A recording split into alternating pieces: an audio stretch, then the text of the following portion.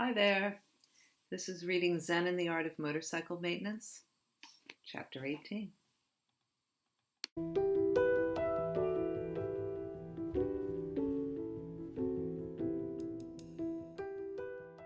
There's an entire branch of philosophy concerned with the definition of quality known as aesthetics. Its question, what is meant by beautiful, goes back to antiquity. But when he was a student of philosophy, Phaedrus had recoiled violently from this entire branch of knowledge. What Phaedrus can't stand is not only the accepted idea that quality can be defined by aesthetics, but that it is subordinate to a particular point of view. Can you imagine a great hero being taken into slavery? Or can you imagine devout Christians thinking about Christ appearing before Herod and being convicted by Pontius Pilate and the anger that that inspires? I think Phaedrus felt the same anger at the sacrilege of the attempt to subordinate quality into any kind of rational process. Maybe aestheticians should stick to offering facials. So remember the rational knife? This wonderful next passage goes a step further. He wrote in one paper, these aestheticians think their subject is some kind of peppermint bonbon they're entitled to smack their fat lips on, something to be devoured, something to be intellectually knifed, forked, and spooned up, bit by bit with appropriate delicate remarks. And I'm ready to throw up. What they smack their lips on is the putrescence of something they long ago killed. There are things created by the stimulus of quality, let's say. For an artist stimulated by quality, they will in the moment determine what is quality as they create, as they work. So watch that video again of Picasso, which I've shared before. I'll put a link to it. And when the artist is working, he is working driven by quality. And when it is finished, it is a work of art that one astute viewer commented has a soul.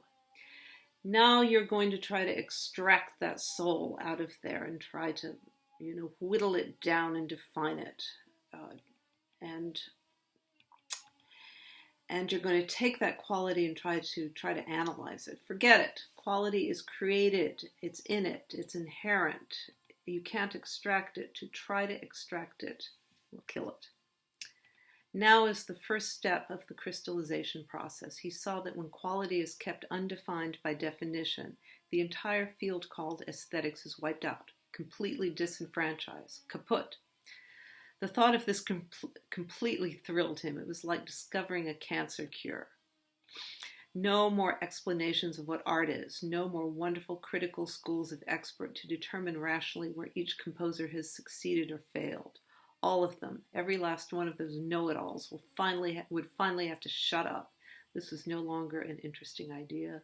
This was a dream. So can you imagine a world where there are no art critics? I certainly can, especially the postmodern kind, the worst. Have you ever read postmodern art criticism? Oh my God, it's nothing but ego. But I'm going to contradict myself as well as contradicting Phaedrus right now, because there are art critics that are fantastic. And the way these guys work is by participating with their objects. Remember the pilgrims who climbed Mount Kailas in the last chapter? A good art critic has reverence for the work of art, and he approaches it with awe and respect. He doesn't subjugate it to his own ego, to his cleverness. He is one that participates with its magnificence and who can articulate that magnificence and does it, and he does high quality work in this reverent analog, let's just say, a rhetorical analog to the art. I've mentioned a viewer called Maudib who has made me aware of just such a critic, and I will place a link to this fellow's architecture criticism directly to Maudib's channel because he's got quite a few of them, quite a few videos by this chap, and this fellow's name is Jonathan Meades, and he's incredible. I think he's been a fixture of BBC for years.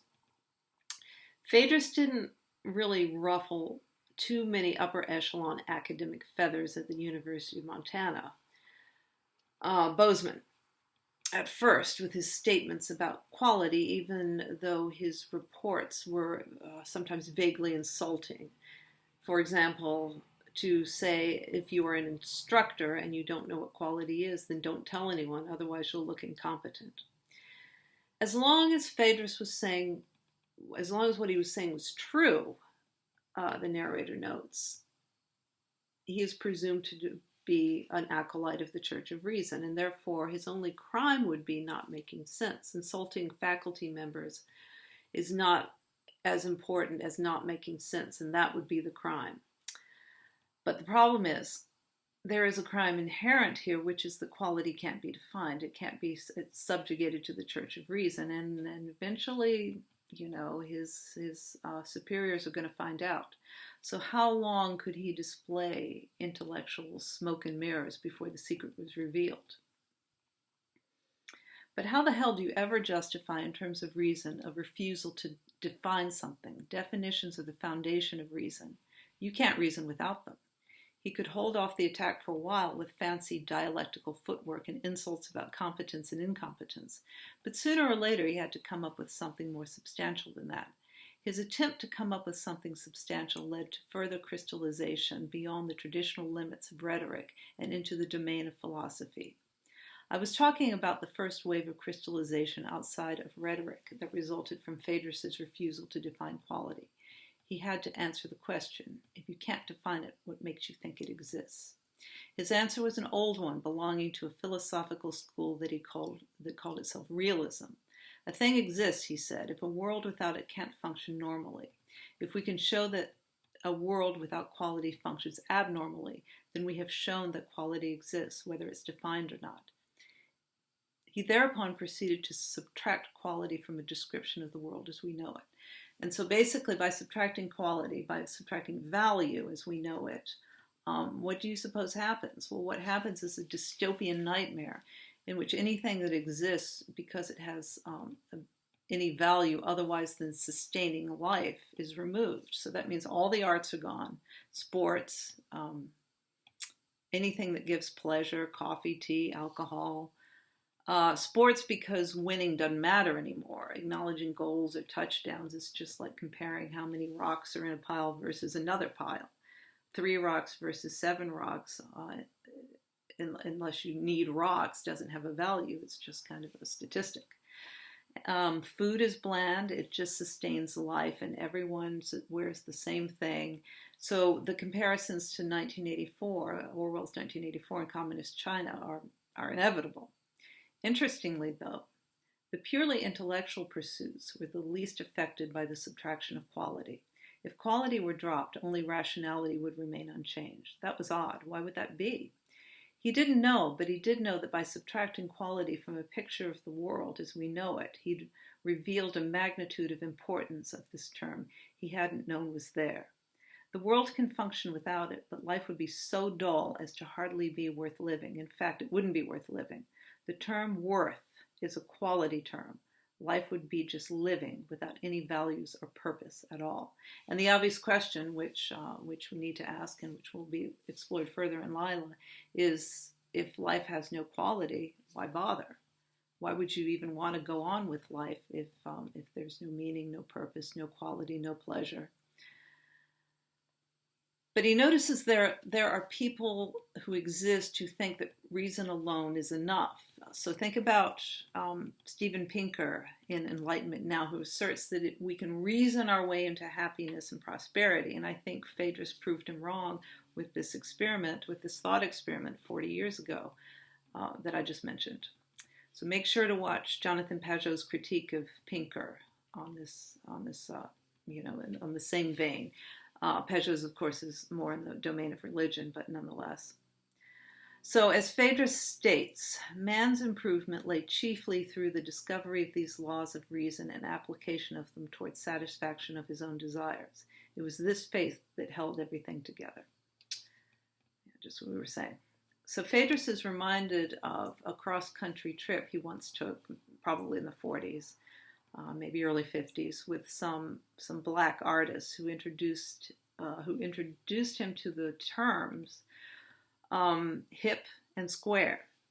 They don't see the point of his dry intellectual pursuits and think he's really kind of stodgy and not able to go with the go with the flow, so to speak. Phaedrus, they point out, is a square. Quality, that's what they had been talking about all the time. Man, will you please kindly dig it? He remembered one of them saying, and hold up on all those wonderful $7 questions. If you got to ask what is it all the time, you'll never get time to know. Soul, quality, the same. The wave of crystallization rolled ahead. He was seeing two worlds simultaneously. On the intellectual side, the square side, he now saw that quality was a cleavage term. So the cleavage is something, the way it's described in this book is sort of like what happens in gem cutting. You tap it at just the right fissure and it splits beautifully. It splits into two, it splits the stone in two, right along the fault line. And I think that's the image that Pirsig is trying to convey here. What every intellectual analyst looks for, you take your analytical knife, put the point directly on the term quality and just tap, not hard, gently, and the whole world splits, cleaves right in two. Hip and square, classic and romantic, technological and humanistic, and the split is clean. There is no mess. He wished Kant were alive. Kant would have appreciated it, that master diamond cutter. He would see. Hold quality undefined. That was the secret. So sadly, I don't know enough philosophy to really know what he means here, but a lot of you do, so you can put in the comment section what he means by that. Is he talking about that a priori is separate from objective reality, as quality is not definable as objective reality is? Is it that quality simultaneously creates and unifies both domains? Please let me know what you think. So then he defines squareness. Squareness may be succinctly and yet thoroughly defined as an inability to see quality before it's been intellectually defined, that is, before it gets all chopped up into words.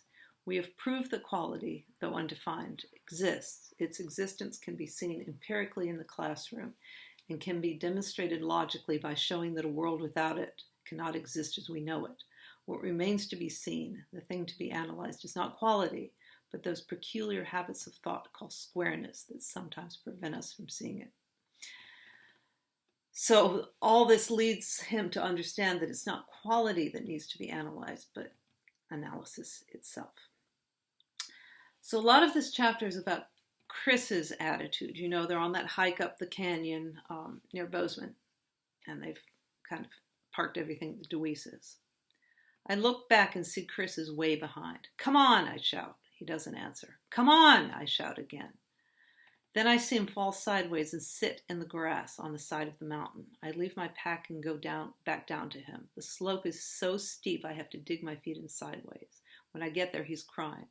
I hurt my ankle, he says. He doesn't look at me.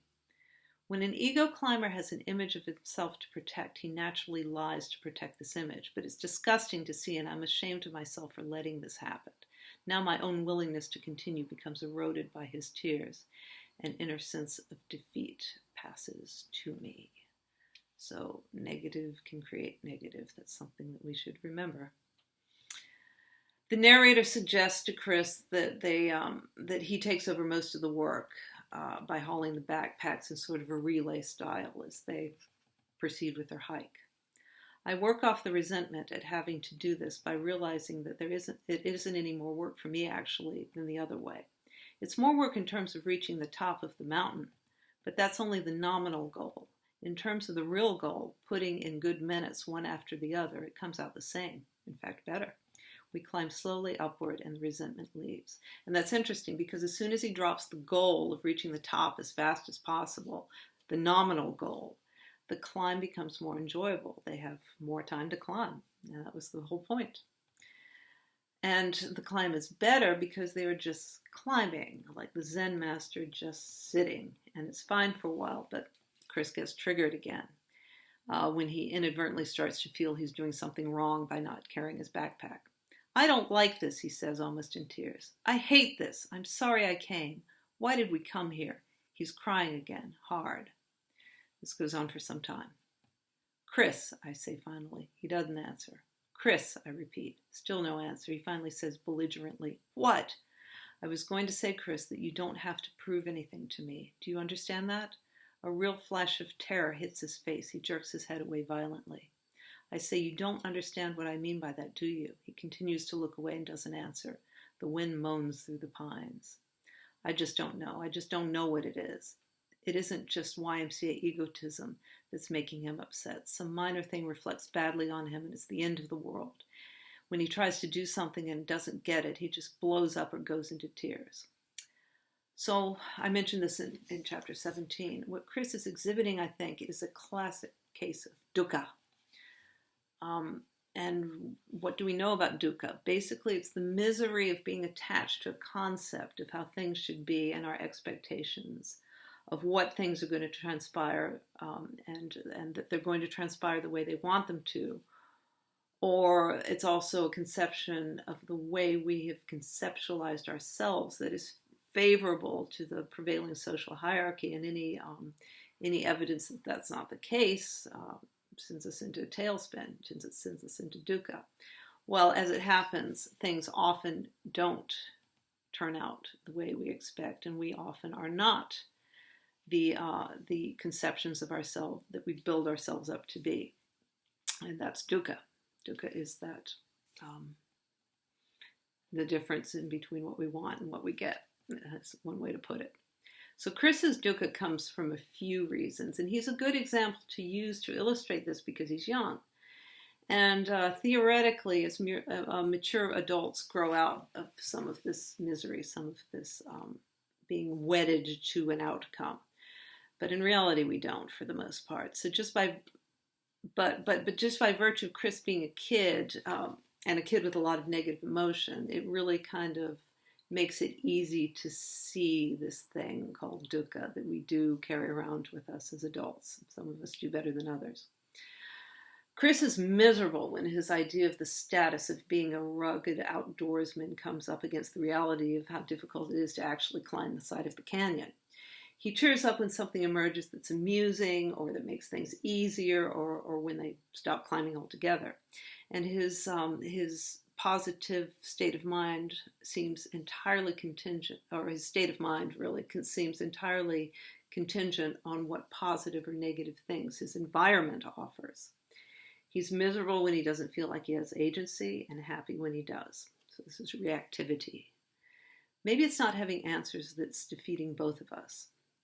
I don't want to go ahead because it doesn't look like any answers ahead, none behind either, just lateral drift. That is what is between me and him, lateral drift, waiting for something. But while Chris's attitude is really a great example of dukkha, there's something else at play here. Remember that the father he grew up with has lost a lot of his memory and has a new personality. And this is where we philosophically come up against something very difficult. So in day-to-day existence, we can overcome grasping, we can overcome dukkha with the right practices and by awareness of it. But what if something really bad happens? Are spiritual practices meant to turn us into calm, accepting sages in every circumstance? I think one thing we fail to take into account, or one thing that's difficult when you're thinking about these things, when you're thinking about transformation,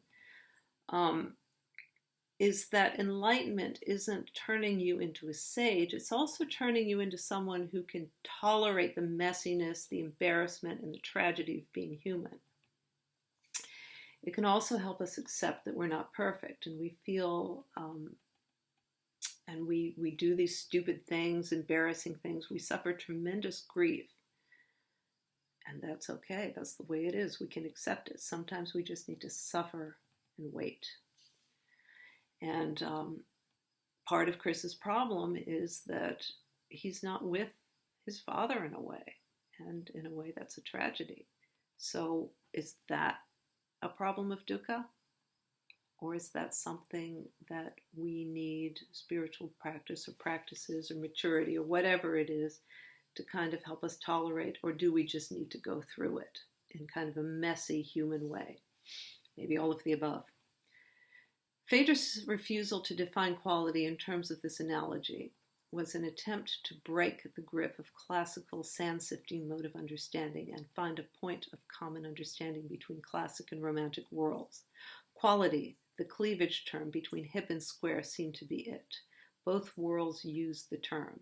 Both knew what it was. It was just that the romantic left it alone and appreciated it for what it was, and the classic tried to turn it into a set of intellectual building blocks for other purposes.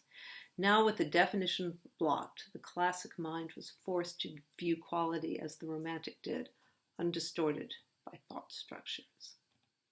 I'm making a big thing out of these classic romantic differences, but Phaedrus didn't. He wasn't really after any kind of fusion between these two worlds. He was after something else, his ghost. In the pursuit of this ghost, he went on to wider meanings of quality, which drew him further and further to this end. I differ from him in that I have no intention of going on to that end. So he says, I intend to stay and cultivate it and see if I can get something to grow. So really the narrator, he is kind of, I would say he's looking for applied quality in the world. And that's a lot of what I'm trying to do here, really, is how do you apply quality in the world? I think that the referent of a term that can split a world into hip and square, classic and romantic, technological and humanistic, is an entity that can unite a world already split along these lines into one. A real understanding of quality doesn't just serve the system or even beat it or escape it. A real understanding of quality captures the system, tames it, and puts it to work for one's own personal use while leaving one completely free to fill his inner destiny. I know this last sentence is important for applied quality, for using Pirsig's word to live a quality existence, but I'm not 100% sure what he means by it, or let's just say I have an idea, but we can't go into that again here because that's going to come up later on. I have another idea which I'm going to discuss at the end. So back to the hike. They find a place to camp and get into their tent right before it starts raining.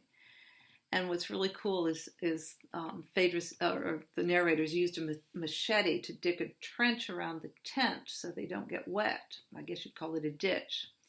And I find practical outdoor or just practical knowledge of this type that really kind of makes things better. Quality, applied, practical skills. I'm very admiring of people who are good at that. After a while, I reach into my pack for a paperback by Thoreau and find it and have to strain a little to read it to Chris in the gray, rainy light. I guess I've explained what we've done. We've done this with other books in the past, advanced books, that he wouldn't normally understand. What happens is I read a sentence, he comes up with a long series of questions about it, and then when he's satisfied, I read the next sentence. This is a wonderful way of reading that rediscovers something from the past that we can use now. We do this with Thoreau for a while, but after half an hour, I see to my surprise and disappointment that Thoreau isn't coming through. He's talking to another situation, another time, just discovering the evils of technology rather than discovering a solution. He isn't talking to us. Not to diminish Thoreau in any way, but here is the malaise that we might be feeling now by, for example, people who think that the only solution to technological problems, to say climate change or any other ill of technology, is to ditch the technology completely and go backwards, like the Sutherlands. This is pretty much impossible, and it will create more problems than solutions, especially for people who don't have resources, especially for the poor, ultimately. The issue is how to live better with technology in a quality way, like the way we read Thoreau, for example.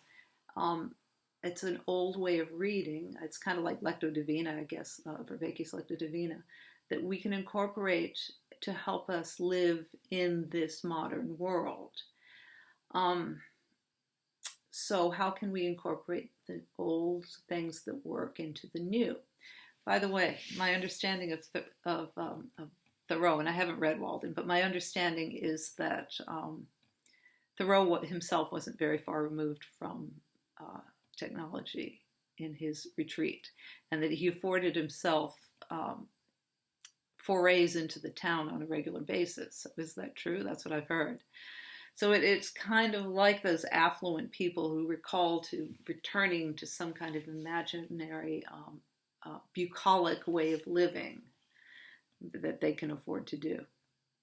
The silhouettes of the treetops move gently with the wind. They yield and then return, then with a sigh yield and return again, restless from forces that are not part of their nature.